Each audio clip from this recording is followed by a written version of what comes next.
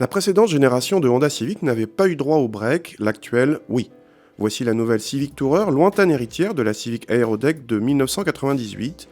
Cette Civic Tourer mesure 4,54 m de long, soit 3 cm de moins qu'une Megane Estate.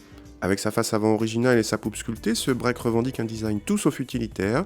Il est pour l'instant proposé en France avec deux motorisations, le 1,8 litre essence ou le 1,6 litre diesel de 120 chevaux de notre modèle d'essai. Le break a droit au même niveau de finition que la berline, dont cette exécutive de milieu de gamme.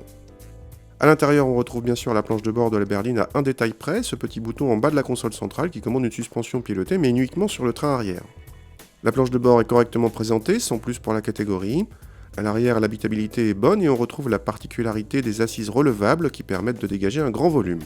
Le coffre bénéficie d'un seuil de chargement bas, d'une modularité facile et d'un important volume de plus de 600 décimètres-cubes.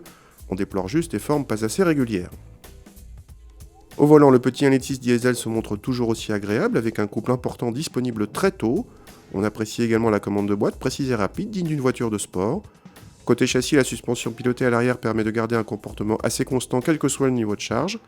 Les trois positions proposées, confort, normal et sport, ne font pas beaucoup de différence à l'avant pour le confort de filtration. En revanche, la position sport limite les mouvements de caisse en conduite rapide et rend la voiture assez dynamique.